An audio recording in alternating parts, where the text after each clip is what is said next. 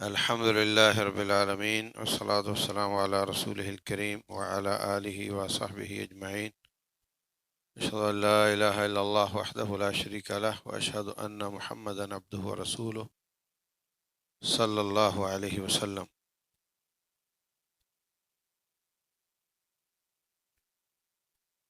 أعوذ بالله السميع العليم من الشيطان الرجيم. يقول الله سبحانه وتعالى: لقد جاءكم رسول من أنفسكم عزيز عليه ما عنتم حريص عليكم بالمؤمنين رؤوف رحيم. دوسرے مقام پر اللہ تعالیٰ نے نبی صلی اللہ علیہ وسلم کے اوصاف بیان کیے.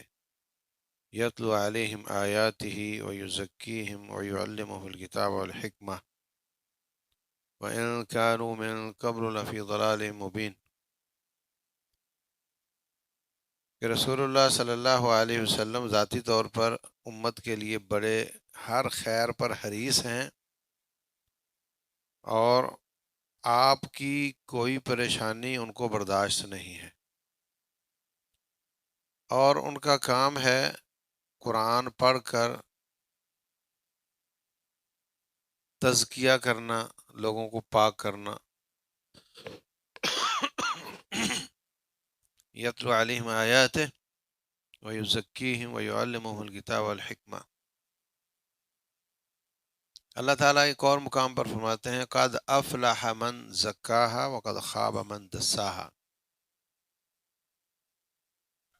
جو اپنے نفس کو پاک کرنے میں کامیاب ہو گیا وہ کامیاب ہو گیا، اور جو اس میں کامیاب نہ ہوا وہ ناکام ہو گیا، خائب و خاسر ہو گیا. نفس کا تزکیہ کیا ہے؟ اس میں انسانوں نے بہت افراط و تفریط کا اظہار کیا ہے. ہندوؤں کا سادھو، مسلمانوں کا صوفی اور عیسائیوں کا راہب، انہوں نے کہا جناب نفس کا تزکیہ یہ ہے کہ نفس کو کچلو اور جسم کو کمزور کرو تو روحانیت مضبوط ہوتی ہے. لہذا چلے کاٹو، ایک ٹانگ پہ کھڑے ہو کر چلے کاٹو، کھائے پیے بغیر چلے کاٹو، سانس بند کرنے کی لمبی لمبی مشقیں کرو، دودھ، گوشت، گھی اس سے بچو، کپڑوں سے بے نیاز ہو جاؤ، نہاؤ نہیں. اس جسم کی فکر نہ کرو. جسم گندا ہو، جسم بھوکا ہو، جسم ننگا ہو، یہ اس کو کچلنا ہے، نفس کے ساتھ جہاد کرنا ہے، اس کی نہیں ماننی، یہ جو چاہے کہتا رہے. اور اس سے بڑھ کر اللہ محفوظ رکھے کچرا کھاؤ، گند کھاؤ، یعنی وہ کام جو دل کو اچھے نہیں لگتے وہ کرو. تو اس سے کیا ہوتا ہے؟ تزکیہ نفس ہوتا ہے اور اللہ راضی ہوتا ہے. نعوذ باللہ. اور جو عبادت ہے اس میں حد سے بڑھ جاؤ.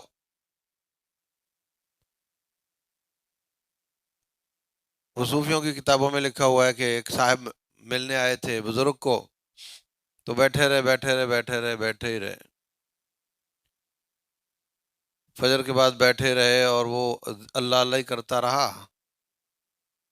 تو پھر اگلی نماز کا وقت ہو گیا، وہ پڑھی، پھر اللہ اللہ کرتا رہا، پھر اگلی نماز کا وقت ہو گیا، پھر وہ بیچارہ انتظار ہی کرتا رہا. پھر رات بھی ایسے ہی گزر گئی اور تھوڑا سا بیٹھے بیٹھے جھٹکا لگا نیند کا، تو کہتا ہے استغفر اللہ، یا اللہ ایسی نفس سے پناہ دے، یہ سو کر تھکتی نہیں ہے. اور آپ نے سنا ہوگا کہ جناب میرے جو پیر تھے، میرے جو امام تھے، انہوں نے 40 سال عشاء کے وضو سے فجر پڑھی تھی، اور یہ اور وہ، یہ سب کہانیاں تزکیہ نفس کے لیے. جبکہ اللہ اس کے رسول صلی اللہ علیہ وسلم نے اس میں سے کچھ نہیں کچھ بھی بیان نہیں کیا۔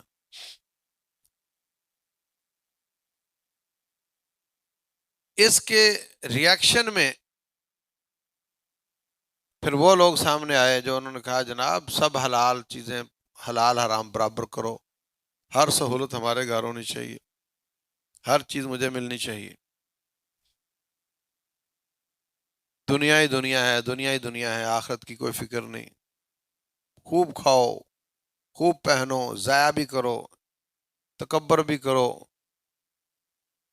اسراف اور زیادتی بھی کرو، سب ٹھیک ہے۔ یہ مادہ پرستی کا نظریہ ہے۔ لیکن جو نبی صلی اللہ علیہ وسلم کا طریقہ ہے وہ اصل میں تزکیہ نفس ہے۔ وہ کیا ہے کہ ایسی سہولتیں جو آخرت کو آسان کریں، آخرت کو اچھا کریں، عبادت کو آسان کریں، وہ لو، اور ایسی سہولتیں اور ایسا جس کو آپ اسٹیٹس مینٹین کرنا کہتے ہیں، جو آپ کو آخرت میں نقصان دے، آپ کی آخرت کا نقصان کرے، اس سے بچو۔ وہ حلال بھی ہو تو بچو، جائز بھی ہو تو بچو، ایسی سہولت جو آخرت کا نقصان کرے۔ اللہ اکبر۔ رسول اللہ صلی اللہ علیہ وسلم دیکھتے ہیں عثمان بن مظعون رضی اللہ عنہ کی بیوی شکایت کرتی ہے کہ حضرت یہ عثمان تو ہماری طرف دیکھتا ہی نہیں، ساری رات قیام اور سارا دن روزے، آپ اتنے پریشان ہوئے، اسپیشل عثمان بن مظعون کے گھر چلے گئے، جا کر فرمایا کہ دیکھو میں سب سے زیادہ متقی ہوں، سب سے زیادہ پرہیزگار ہوں، اس کے باوجود میں سوتا بھی ہوں، روزے رکھتا بھی ہوں، چھوڑتا بھی ہوں، اور میں نے نکاح بھی کیے ہوئے، طلاق بھی دی ہوئی ہے، تو یہ دنیا چلتی ہے، یہ سب چلانی پڑتی ہے، یہ کوئی تزکیہ نہیں، یہ کوئی تقوی نہیں کہ چھوڑ چھاڑ کر بیٹھ جاؤ سب کچھ۔ تو ان کو سمجھانے کے لیے آپ گھر چلے گئے ان کے۔ اسی طرح حضرت عبداللہ بن عمر بن عاص رضی اللہ عنہما، ان کا واقعہ صحیح بخاری میں ہے۔ ان کی شادی ہوئی تو حضرت عمر بن عاص کہتے ہیں ایک دن میں اپنی بہو کو ملنے گیا، میں نے کہا بیٹے کیسی ہو؟ کہتی میں ٹھیک ہوں۔ تو عبداللہ آپ کے ساتھ کیسا ہے؟ کہا وہ بھی بہت نیک ہے۔ کتنا ایک نیک ہے؟ کہا روزانہ پورا قرآن تہجد میں پڑھتا ہے، اور عشاء سے لے کر فجر تک تہجد پڑھتا ہے، اور روزانہ روزہ رکھتا ہے، نہ اس میں چھٹی ہے نہ اس میں چھٹی ہے۔ حضرت عمر بن عاص تو پریشان ہو گئے، جا کر شکایت کر دی رسول اللہ صلی اللہ علیہ وسلم۔ انہوں نے بلا لیا، کہا عبداللہ پتہ چلا ہے کہ تو ایسے ایسے کرتا ہے۔ جی تو غلط کرتا ہے، ایسے کرو مہینے میں قرآن ختم کیا کرو۔ کہتا ہے جی میری طاقت زیادہ ہے، تو کہا 10 دن میں کر لیا، 20 دن میں کر لیا کرو، 10 دن میں کر لیا کرو، پھر کہتا ہے طاقت زیادہ، پھر 7 دن میں کر لیا کرو، تو 7 دن پر ان کی روٹین بن گئی۔ کہا روزے مہینے میں 3 رکھا کرو، اللہ 30 کا اجر دے گا۔ کہا طاقت زیادہ کی ہے، فرمایا پھر 20 دن رکھ لیا کرو، نہیں 10 دن رکھ لیا کرو، 20 دن چھٹی کر لو۔ کہا طاقت اس سے بھی افضل کی ہے، فرمایا پھر 15 دن رکھ لو اور 15 دن چھوڑ دو۔ کہتا ہے طاقت اس سے بھی افضل کی ہے، فرمایا لا افضل من ذلک، اس سے افضل ہوتا ہی نہیں۔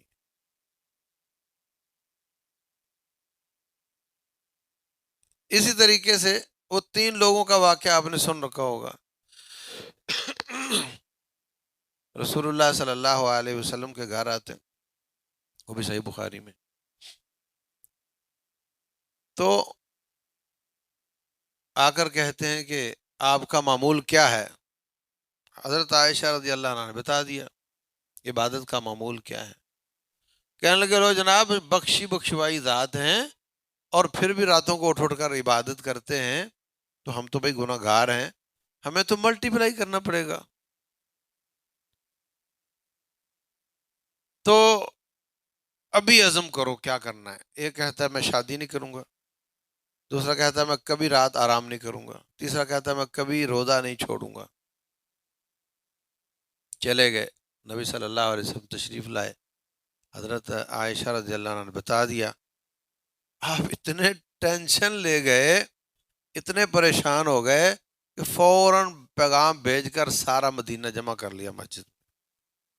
وہ تین بھی آ گئے اور سب آ گئے.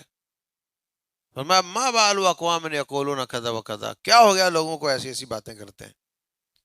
اما انی اخشاکم اتقاکم للہ، میں تمہیں سب سے زیادہ متقی، سب سے زیادہ اللہ سے ڈرنے والا ہوں. لیکن اس کے باوجود میں نے شادیاں بھی کی ہیں اور میں سوتا بھی ہوں، میں روزے رکھتا بھی ہوں، چھوڑتا بھی ہوں. جو ہم سے آگے بڑھنے کی کوشش کرے گا وہ ہم سے نہیں. لیکن اس کے باوجود آپ نے اپنے گھر کو ایسے کلوز اور کنٹرول کیا ہوا تھا کہ جتنی زیادہ آمدن اتنا زیادہ صدقہ. میرا اور آپ کا حال یہ ہے جتنی زیادہ آمدن اتنا زیادہ خرچہ. اگر آپ لاکھ روپیہ کماتے ہیں، اگر آپ 2 لاکھ کمانے لگ جائیں تو الٹیمیٹلی 2 لاکھ خرچہ ہو جائے گا، ہے یا نہیں؟ اور اگر آپ 5 لاکھ کمانے لگ جاؤ نا تو ماہانہ خرچہ آپ کا 5 ہی ہو جائے گا، بلکہ 5.5 ہو جائے گا. آپ کو رکھنا ڈیفیسٹ میں ہے سب. آپ 29 تاریخ کو پریشان ہی ہوں گے. یہ قاعدہ ہمارا ہے اور نبی صلی اللہ علیہ وسلم کا قاعدہ یہ ہے کہ جتنا زیادہ آمدن اتنا زیادہ صدقہ. ہمارا کیا ہے؟ جتنی زیادہ آمدن اتنا زیادہ خرچہ. ہم سے بڑھے گا تو صدقہ کریں گے نا، ہم بڑھنے دیں گے ہی نہیں، اتنا پیٹ بڑا کر لیں گے، اسی میں جائے گا سارا. بچے اگر کسی اسکول میں پڑھتے ہیں تو پھر وہ امریکی اسکول میں پڑھنے لگ جائیں گے. اگر گھر میرا کسی عام آبادی میں تو پھر میں ڈیفینس چلا جاؤں گا، تو اتنا خرچہ بڑھا لوں گا اپنا. یہ درست ہے کہ نبی صلی اللہ علیہ وسلم نے بڑے قسم پرسی کے دن دیکھے اور پیٹ پر پتھر بھی باندھنا پڑتا تھا. لیکن یہ بھی درست ہے کہ آخری سالوں میں جب خیبر فتح ہوا، خیبر کے بعد پھر ایسی برکتیں آئیں، ایسا جیسے یا مدینہ تشریف لائے تھے تو انصاریوں نے آپ کو ایک ایک دو دو کھجوروں کے درخت دے دیے تھے کہ حضرت یہ باغ میرا اور اس میں سے یہ درخت آپ کا. تو آپ کا اس طرح گزارا چلتا تھا. اور جب خیبر فتح ہوا اور بنو نذیر فتح ہوا تو نبی صلی اللہ علیہ وسلم نے اتنی غنیمتیں آ گئیں، اتنے باغات آ گئے کہ ان کے درخت واپس کرنے شروع کیے. حتیٰ کہ ایک بیوی کو کم از کم 180 من کھجوریں، گندم، اناج سالانہ دیتے تھے. آپ ایک دن میں کتنی کھجوریں کھا سکتے ہیں؟ بولو. نہیں نہیں، اور کچھ نہیں ملنا، صرف یہی اسی سے گزارا کرنا ہے. پھر کتنی کھاؤ گے؟ ½ کلو کھاؤ گے. اگر ½ کلو ایک دن میں کھائیں تو 4.5 من سال کی بنتی ہے، اور 1 کلو کھائیں تو 9 من بنتی ہے. تو 180 من ملتی تھی اور 9 من خرچہ ہے ایک عورت کا. باقی کدھر جاتا تھا؟ سارا ہی صدقہ ہو جاتا تھا اور وہ 9 من بھی صدقہ ہی ہو جاتا تھا. کتنی بار آتا ہے کہ ایک عورت آئی بخاری شریف میں، ایک آ کر اس کے ساتھ 2 بچیاں تھیں، انہوں نے مانگا، حضرت عائشہ رضی اللہ عنہ نے تھیلا الٹا کر کے جھاڑا تو ایک کھجور ملی، وہ بھی اس کو دے دی اور اس نے پھاڑ کر اپنی بچیوں کو دے دی، خود کچھ نہیں کھایا. مطلب رسول اللہ صلی اللہ علیہ وسلم نے جس گھر میں آنا ہے، ہاں، ہماری بیویاں کو بچا کے رکھتی ہیں کہ نہیں؟ تو تمہارا ابو آئے گا تو اس کے لیے ہے، ہاں، دیکھو نبی صلی اللہ علیہ وسلم نے اس گھر میں تشریف لانا ہے، اور کھانے کے لیے کچھ بھی نہیں ہے، جو ہے وہ بھی صدقہ کرتی ہے۔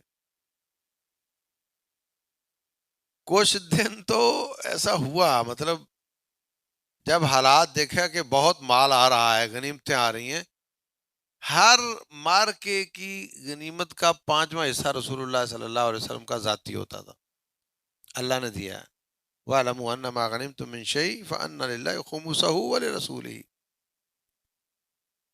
تو بیبیاں کہنے لگی ہماری مائیں کہ حضرت جب تنگی تھی تو ہمیں سمجھ میں آتا تھا اور ہم نے کبھی بات نہیں کی، لیکن اب اللہ تعالیٰ نے جب دروازے رزق کے کھول دیے ہیں تو آپ بھی ہمارے اوپر ہاتھ کھول دینا۔ بخاری شریف کی حدیث ہے، حضرت عمر بن خطاب رضی اللہ عنہ نبی صلی اللہ علیہ وسلم کے گھر آئے، آپ نے فرمایا حضرت اندر آ جاؤں؟ تو فرمایا آ جاؤ۔ تو جب اندر قدم رکھا نا تو کچھ لوگوں کے بھاگنے کی آواز آئی، تو فرمایا، کہنے لگے حضرت یہ آواز کیسی تھی؟ کہا وہ تیری مائیں بیٹھی ہوئی تھی، کہہ رہی تھی کہ ہاتھ کھولو، اللہ نے بہت دے دیا، اب تو ہاتھ کھولو۔ تو میں ان کو کہہ رہا تھا کہ نہیں، ہم نے ایسا نہیں کرنا، جتنا زیادہ آمدن ہو ہم نے اپنا خرچہ نہیں بڑھانا۔ تو آپ کی آواز سنی تو سب چلی گئی ہیں۔ تو یہ صورتحال تھی، پھر اللہ تعالیٰ نے یہ آیت نازل کر دی، یا ایھا النبی قل لازواجک ان کنتن تردن الحیات الدنیا وزینتہا، اے نبی علیہ الصلوۃ والسلام اپنی بیویوں سے کہہ دیں اگر آپ کو دنیا کی ریل پیل اور سٹیٹس مینٹین کرنا ہے تو آؤ میں آپ کو خوب مال دے کر کے روانہ کر دیتا ہوں، لیکن یہ گھر نہیں ملے گا۔ اور اگر یہ گھر چاہیے تو پھر فاقہ مستی چلے گی، پھر دنیا نہیں ملے گی۔ تو رسول اللہ صلی اللہ علیہ وسلم نے سب سے پہلے حضرت عائشہ سے بات کی کہ اللہ تعالیٰ نے آپ لوگوں کو آپشن دیا، تو آپ دیکھ لو، لیکن سنو والدین سے پوچھ کر مشورہ کر کے جواب دینا۔ تو حضرت عائشہ فرماتی ہیں افی کا اتشاور استعمر ابویہ، ہے اللہ کے رسول آپ کے بارے میں اپنے والدین سے پوچھوں گی؟ آپ کے بارے میں والدین سے پوچھوں گی؟ مجھے تو آپ چاہیے اور کچھ نہیں چاہیے۔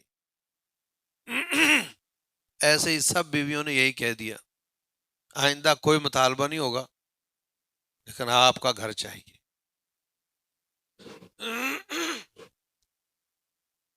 تو ایسے ہی صحابہ کرام رضی اللہ عنہم، ان کی بھی نبی صلی اللہ علیہ وسلم نے یہی تربیت کی۔ آپ کی اپنی بیٹی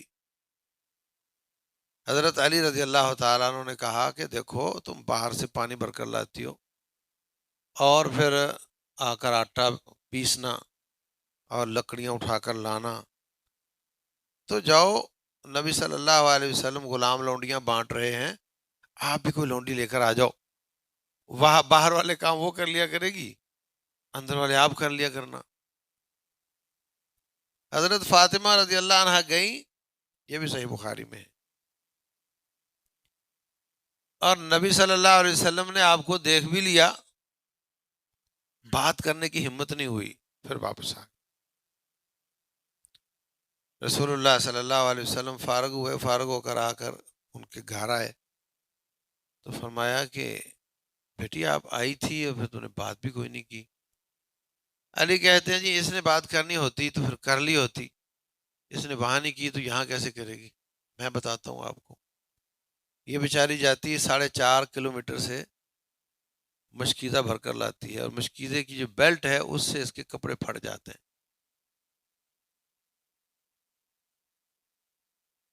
اور لکڑیاں اکٹھی کر کے لاتی ہے، پھر گھر آ کر آٹا پیستی ہے، پھر روٹیاں پکاتی ہے، اور جو روٹین کے کام ہے وہ بھی کرتی ہے۔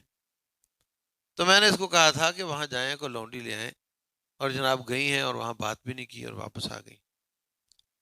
اللہ اکبر. رسول اللہ صلی اللہ علیہ وسلم کو کمال محبت تھی اپنی بیٹی سے. فرمایا یہ میرے جگر کا ٹکڑا ہے،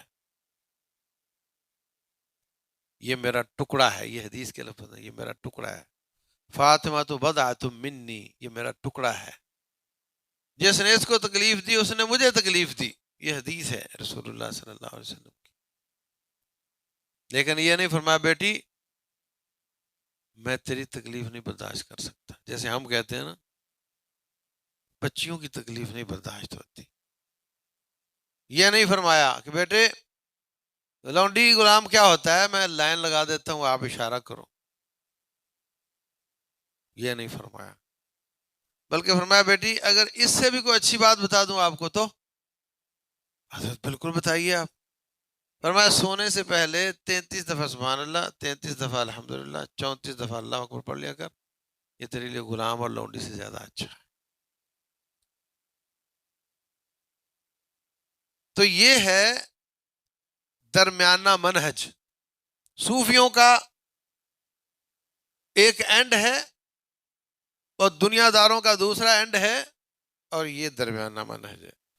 وَكَذَلِكَ جَعَلْنَاكُمْ أُمَّةً وَسَطًا، ہم نے آپ کو امت وسط بنایا ہے. افراط و تفریط کے پاک، افراط و تفریط سے پاک امت بنایا ہے. تو جہاں جو سہولت، جیسے گھوڑا اچھے سے اچھا ہونا چاہیے مجاہد کے پاس تاکہ اچھا لڑے، تلوار اعلیٰ سے اعلیٰ ہونی چاہیے. یہاں کوئی کہے نہیں نہیں میں تو بہت کثر نفسی سے کام لوں گا، میں تو نکمی سی تلوار لوں گا، ایسا تھوڑی. آپ تصور کرتے ہیں کہ آپ کی مسجد کے امام صاحب ان کے پاس چٹائی کے اوپر بستر نہ ہو، برداشت کرو گے؟ لیکن رسول اللہ صلی اللہ علیہ وسلم کی چٹائی کے اوپر بستر نہیں ہوتا تھا.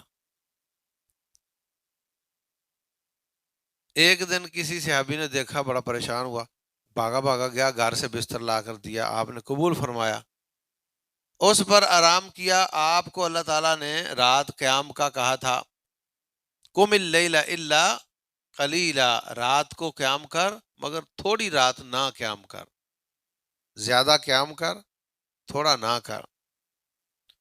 قم اللیل الا قلیلا نصفہ او انقص منہ قلیلا او زد علیہ ورتل القرآن ترتیلا. آدھی رات قیام کر لے، یا اس سے تھوڑا کم کر لے، یا اس سے تھوڑا زیادہ کر لے. تو آپ کی ایک روٹین تھی، جیسے سردیوں میں راتیں بڑی ہو جاتی ہیں تو آدھی رات سے زیادہ قیام ہو جاتا، اور گرمیوں میں راتیں چھوٹی ہو جاتی ہیں تو چلو تھوڑا کم ہو گیا. تو اگر آپ کی روٹین 4 گھنٹے قیام کی تھی تو جس دن بستر نرم گرم ملا اس دن آپ کا قیام 3 گھنٹے ہو گیا، نیند زیادہ آ گئی. تو رسول اللہ صلی اللہ علیہ وسلم نے وہ بستر نکال دیا. فرمایا اس سے میرے قیام میں نقصان ہوا ہے. اصل کہانی یہ ہے تزکیہ نفس کی. کیا ہم اس بات پر راضی ہو سکتے ہیں کہ میں اپنے گھر کا اے سی اس لیے نکال رہا ہوں کہ اس کی وجہ سے اذان نہیں سنی اور میری نماز رہ گئی؟ ہاں، ایئر ٹائٹ تھا نا، تو اذان نہیں سنی، میری نماز رہ گئی. مجھے ایسی سہولت نہیں چاہیے جو میری نماز کی قاتل ہو. کیا سوچا جا سکتا ہے ایسا؟ ہاں، مشکل ہے نا. یہ ہے اصل تزکیہ نفس، کہ پرائرٹی آخرت کو ہو. کلا بل تحبون العاجلہ وتذرون الآخرہ، تم جلدی والی کو پسند کرتے ہو اور آخرت کو تم چھوڑ دیتے ہو. وَلَلْآخِرَةُ خَيْرٌ وَأَبْقَىٰ، آخرت زیادہ اچھی اور زیادہ باقی رہنے والی ہے. نعمت تھوڑی ہو مگر مستقر رہتی ہو وہ اچھی، یا نعمت ایسی ہو کہ ختم ہو جانے والی ہو. تو اس جہان کی نعمتیں، یہ جہان بھی ختم ہونے والا ہے اور اس کی نعمتیں بھی ختم ہونے والی ہیں. اس جہان کی، وہ جہان بھی باقی رہنے والا ہے اور اس کی نعمتیں بھی باقی رہنے والی. اس جہان میں اگر آپ پریشان ہیں تو پریشان نہ ہوں، یہ جہان ختم ہونے والا ہے، آپ کی تکلیف عارضی ہے، اس جہان میں آپ بڑے ہی آسودہ ہیں تو خوش ہونے والی کوئی بات نہیں، یہ جہان عارضی ہے، تیری آسودگی بھی عارضی ہے، اس جہان کی نعمتیں دائمی ہیں، اس کو ترجیح دینا، اس کی بنیاد پر رہنا، اس کی بنیاد پر رہائش اختیار کرنا، 24 گھنٹے کا شیڈول بنانا، یہ ہے اصل تزکیہ نفس۔ اب آپ دیکھو، میں ایک آدمی کو جانتا ہوں، وہ شادرہ میں رہتا تھا، وہاں مسجد بھی بنائی ہوئی تھی، تو پیسہ زیادہ آ گیا تو ڈیفینس چلا گیا، وہاں اپنی کوئی مسجد ہی نہیں، نقصان ہوا نہیں ہوا؟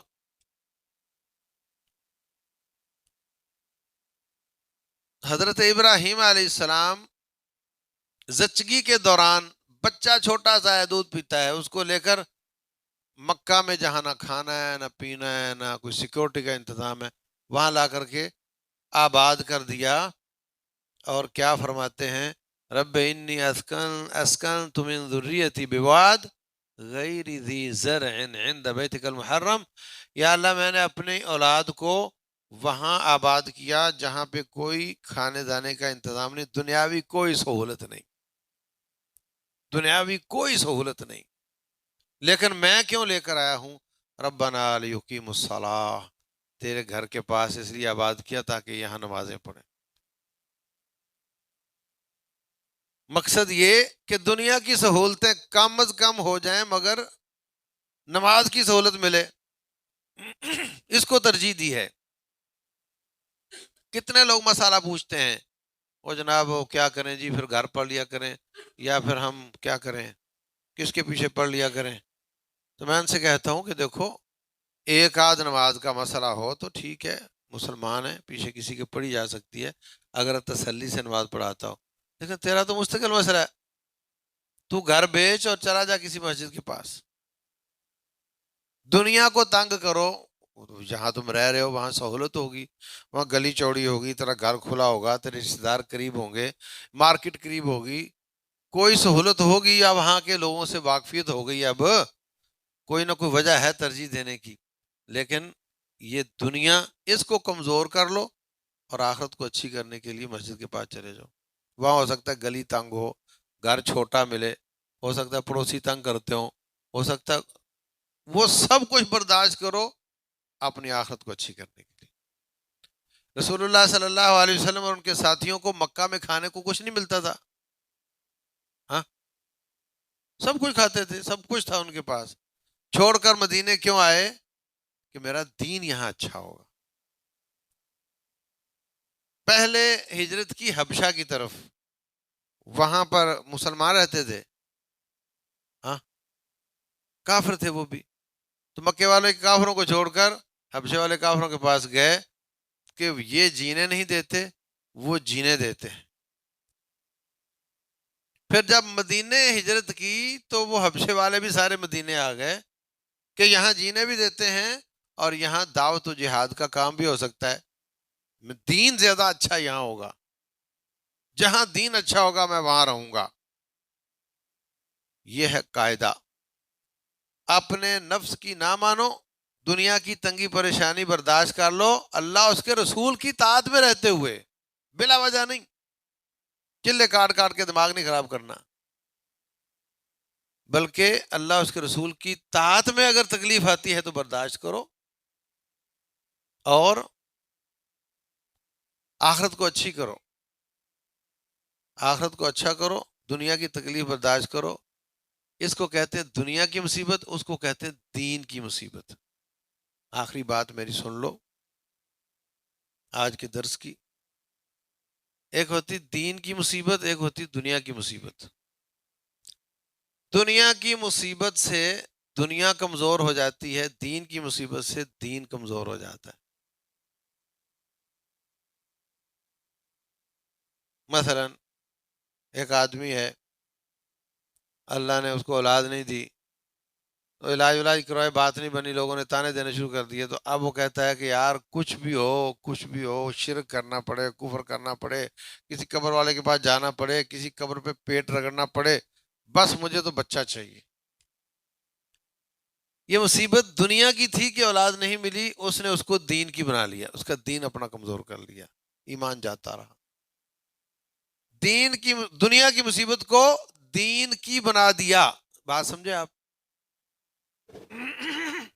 لیکن جو اللہ والے ہوتے ہیں وہ دین کی مصیبت کو دنیا کی بنا لیتے ہیں، دین والی مصیبت کو دنیا کی مصیبت بنا لیتے ہیں، برعکس۔ کیسے؟ یوسف علیہ السلام بدکاری کی دعوت ملی، اگر اس کی بات عورت کی مان لیتے تو دین کمزور ہوتا، دنیا کمزور ہوتی، دنیا اچھی ہو جاتی، شہزادی سے تعلقات بن جاتے بھائی، دنیا اچھی ہو جاتی، دین کمزور ہو جاتا۔ کہنے لگے رب السجن احب الی مما یدعوننی الیہ، یا اللہ جو یہ کہہ رہی ہے نا اس سے تو مجھے آپ جیل میں ڈلوا دو۔ جیل میں جانے سے دین اچھا ہوا اور دنیا کمزور ہوئی، تو دین کی مصیبت کو دنیا کی بنا لیا انہوں نے۔ اسی طرح مسلم شریف میں حدیث ہے، بخاری میں بھی شاید ہو، ایک عورت آئی رسول اللہ صلی اللہ علیہ وسلم کے پاس، آ کر کہتی ہے حضرت مجھے مرگی کے دورے پڑتے اور میں راستے میں گر جاتی ہوں اور تڑپ تڑپ کر میری دھوتی کھل جاتی ہے، عورت ذات ہوں، کتنی قابل ترس حالت ہے۔ اور رحمت عالم صلی اللہ علیہ وسلم نے کمال شفقت ہونے کے باوجود،